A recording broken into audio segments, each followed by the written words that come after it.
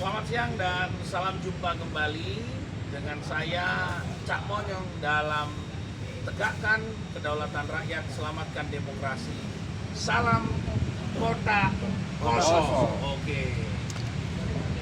Pemirsa, hari ini saya bersama dengan para aktivis, para pejuang demokrasi Kota Kosong di Surabaya. Nah, kami ingin berdialog. Senyampang hari ini sudah mulai hura-huri, lagi kampanye calon tunggal, dan Kota Kosong tetap terus berjuang di sebuah spirit untuk menyelamatkan kedaulatan bangsa. Nah, saya ngomong, Mas, bisa dijelaskan kenapa panjenengan memilih Kota Kosong? Apa harapan besar dari Kota Kosong itu sendiri? Seperti yang juga dilakukan oleh kawan-kawan termasuk saya. Agak keras, Pak. Memang saat ini saya tergerak ke Kota Kosong karena saya lihat demokrasi kita itu tercederai. Ya, karena demokrasi kita itu tercederai. Kenapa saya bilang tercederai? Karena partai politik kita tidak bisa menghadirkan sosok seorang pemimpin, di mana anggaran dari Bagas Banpol kita ratusan miliar sudah turun ke Banpol, sudah turun ke partai politik. Cacatnya demokrasi itu karena mereka tidak bisa menghadirkan seorang pemimpin. Itu cacatnya demokrasi. Oke. Lalu apa yang akan sampai lakukan dengan kawan-kawan untuk hari ini? Sudah jelas bahwa pasangan tunggal, calon tunggal ini adalah bentuk pengingkaran terhadap spirit demokrasi yang harusnya ada tokoh, ada kader yang harus dimajukan sebagai kontestasi untuk sama-sama bersaing, jangan malah bersaing dengan umplung kosong. Nah, harusnya seperti apa yang harus dilakukan? Atau memang ada pola-pola yang menurut panjenengan bahwa Surabaya ini petahana ini memang menolak untuk bermusuhan atau bersaing dengan orang lain. Ya. Ya. Gimana? Harapan saya ke depannya terhadap Kota Kosong ini, makanya saya edukasi ke masyarakat, ke warga umum yang belum paham tentang apa itu Kota Kosong. Saya menyarankan kepada para warga umum, masyarakat awam untuk memilih Kota Kosong.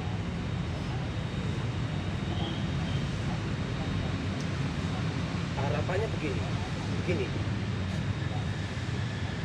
Harapan saya kepada masyarakat, jangan percaya dengan isu-isu atau suara-suara yang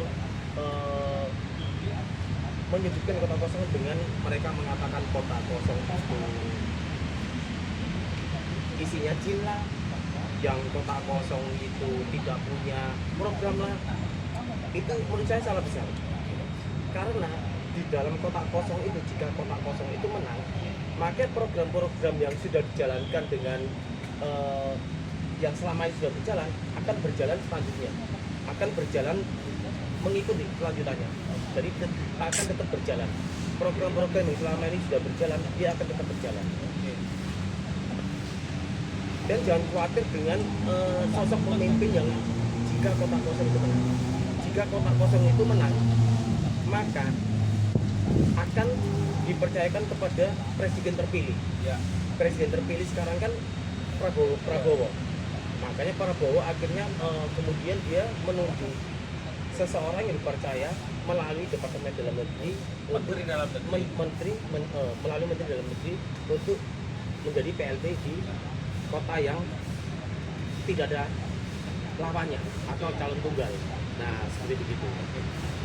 Pemirsa, spirit dan semangat luar biasa. Saya akan mengulik ada sebuah isu, yaitu ada keputusasaan terhadap calon tunggal ini, karena kemarin menurut informasi di beberapa media sosial telah diberikan janji surat hijau. Saya ingin pada surat hijau. Ada apa dengan surat hijau hampir di seluruh tempat di Surabaya kalau tidak salah ada beberapa ribu persil yang ada hari ini, semuanya kota kosong, dan mereka menganggap bahwa tanda tangan di materai yang 3,5 tahun yang lalu adalah sebuah omong kosong dan janji kosong. Mari. Terima kasih. Jadi kami menyikapi dan berkesan bahwa tanda tangan yang diberikan oleh Kota RT itu sesuatu adalah pepes kosong, sehingga warga Surabaya yang dijadikan untuk mendapatkan suatu hak atas tanah yaitu SHM atau AGB itu hanya janji belaka dan omong kosong.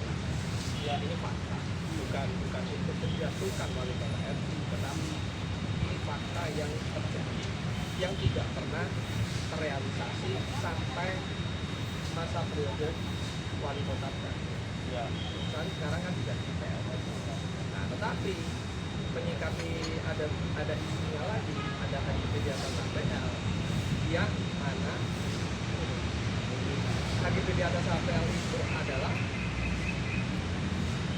tidak sepenuhnya menyelesaikan masalah, katanya selesai, tetapi dikembalikan lagi ke surat itu. Kok bisa? Kami ada warga yang di wilayah saya, Nganjuk Jaya Barat, itu lagi di atas APL-nya tahun 2019. Oke. Dan pada waktu perpanjang nggak bisa sampai akhirnya terakhir ini dipanggil lah di kantor kelurahan ditawarilah untuk bisa diperpanjang, dijadikanlah surat itu dulu, setelah itu dijadikan HGB di atas APL. Jadi HGB di atas APL yang diisukan sekarang ini yang sudah terbit 39 sertifikat itu menimbulkan masalah baru setelah nanti masa berakhirnya dipegang anak cucu kami. Akhirnya tidak akan bisa diperpanjang lagi karena tidak ada dasar hukumnya, sudah kami cek. Jadi balik Berarti lagi surat hijau ini sudah ada sertifikat. surat hijau bukan sertifikat, tapi surat hijau ini sudah dijadikan sertifikat Oleh? seolah ya PLT. Oh. Seolah-olah istilahnya isunya surat hijau ini kan selama ini kan keras terus. Ya, ya. Akhirnya diperbaiki. Oke. Nah, dijadikan HGB di atas APL untuk mengkontrol surat hijau selama ini yang menyerang terus. Ya, ya. Tapi kan faktanya kemarin kami mengatakan yuk katanya selesai Pak. Tapi kenapa kok diterbitkan HGB di atas APL? Oh. Dan kalau HGB di atas APL masa berlakunya habis, gimana Pak? Tidak pernah dijawab. Tidak akan bisa diperpanjang Tidak sebenarnya, akan ya. bisa diperpanjang, cuma Oke, menyelesaikan masalah. Ya ini aja. Jadi intinya ya ngapain ada wali kota RT, kita sama Ya. aja.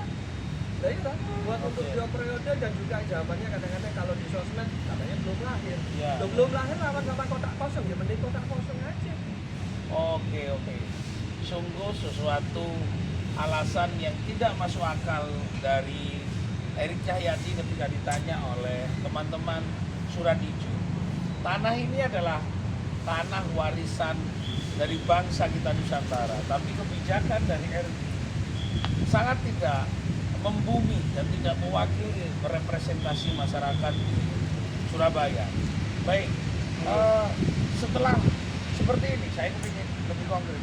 Apa gerakan kawan-kawan Surat Hijau setelah tahu ini janji palsu, ini adalah sesuatu pengingkaran terhadap hak bangsa yang harus juga mendapatkan kemakmuran di negerinya sendiri.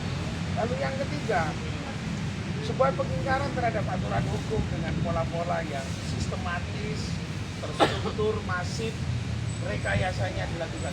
Apa yang akan dilakukan? Apakah menggelorakan kota kosong dan mengajak orang-orang jangan mau ditipu dengan janji dan omong kosong? Jadi gerakan kami tetap bergerak di kota kosong. Yang pasti kami tidak setuju dengan pemilihan calon tunggal karena kami tidak istilahnya itu tidak percaya dengan janji yang pertama dan sebelum-sebelumnya kami merasa ditipu ditipu berkali-kali. Jadi dijanjikan hak atas tanah, SHM, tapi Tapi akhirnya setelah berperiode-periode akhirnya diterbitkan hanya tidak satu. Kami merasa kecewa, lebih kecewa lagi karena kami tidak percaya dengan janji wali kota yang disediakan oleh partai-partai yang rekomnya diborong sama wali kota nanti. Ya akhirnya tidak. Kalau rekomnya diborong berarti siapa yang mau bela sampean? Partai-partai sudah bela dia. Nggak, logikanya begitu loh. Berarti siapa yang mau membela Surat Hijau kalau bukan kota kosong? Ya. Karena partai sudah ikut sana. Siap. Kan begitu? Betul. Oke, terima kasih. Saya kembali. Jadi jangan kita percaya DPR sudah dibeli semua, bro.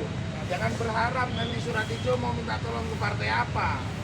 Mas, monggo mas. Apa yang menjadi alasan panjenengan ikut terlibat dalam gerakan Surat Hijau ini? Kota kosong, mohon maaf. Saya terprovokasi banget dengan Surat Hijau ini. Monggo mas. Jadi begini, sebelumnya kami sampaikan bahwasannya kami dari Laskar Surabaya ya. Apa? Dari Laskar Surabaya. Laskar Surabaya, oke. Jadi Laskar Surabaya ini terbentuk karena adanya fenomena terkait calon tunggal di Pilkada Surabaya. Yang mana dengan adanya calon tunggal ini muncullah kota kosong. Dan di situ menjadi satu aspirasi bagi kami, para masyarakat di Surabaya, bahwasanya kami ingin ikut berperan serta dalam penyelenggaraan negara. Ya, Yang mana itu tidak dilindungi undang-undang. Ikut serta dalam penyelenggaraan negara yang bebas dari korupsi, nepotisme, dan korupsi. Ini membuat kami berada di kota kosong ini. Karena apa? Dari rekom yang telah diberikan 18 partai kepada pasangan Eri Armudi, ini sangat mencederai demokrasi. Dan hal ini kami ingin berjuang bersama kota kosong, bersama seluruh warga Surabaya, bahwasanya demokrasi ini harus dipertahankan. Karena kita melihat begini,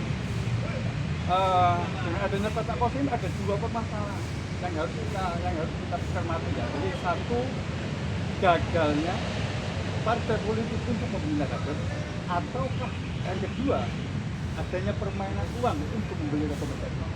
Ini yang perlu kita cermati. Jadi kami di sini ingin bagaimana sih seandainya kota kosong bisa menang? Jangan seandainya loh. Kalau seandainya masih seakan-akan. Bagaimana caranya kota kosong Baik, menang? Ya. bagaimana caranya kota kosong bisa menang? Kita ingin melihat respon dari RC sendiri dengan keberadaan kota kosong ini. Apakah dengan kota kosong yang dia ciptakan sendiri ini dia akan mampu bersaing atau mampu mengalahkan, atau kota kosong ini yang menang? Harapan kami begitu. Jadi kami selama ini berjuang oleh Putri keliling kota Surabaya, berbagi stiker, menempelkan baliho dan lain sebagainya, dengan tujuan memberi edukasi kepada warga Surabaya bahwa kota kosong adalah sah. Sah dalam artian aspirasi kita ada di dalam itu, bahwa kita berhak juga untuk ikut serta berperan aktif dalam penyelenggaraan negara yang bebas korupsi, nepotisme, dan kolusi. Baik, terima kasih Pak Chandra, Pak Yosef, terima kasih Pak Chandra, Pak Yosef, Pak Yosua. Pak Yosua terima kasih surat hijaunya agar tidak ditipu lagi. Jadi karena Pak Yosua ini terlalu percaya dengan gestur orang yang baik, bersih, glowing, tapi isinya genderuwo. Jadi mari bahwa kita berani betul menyampaikan tentang perjuangan kota kosong ini adalah nilai yang diperjuangkan oleh masyarakat yang tidak punya pilihan. Tidak punya pilihan karena partai sudah diborong. Pak Joshua mau mengadu kepada siapa?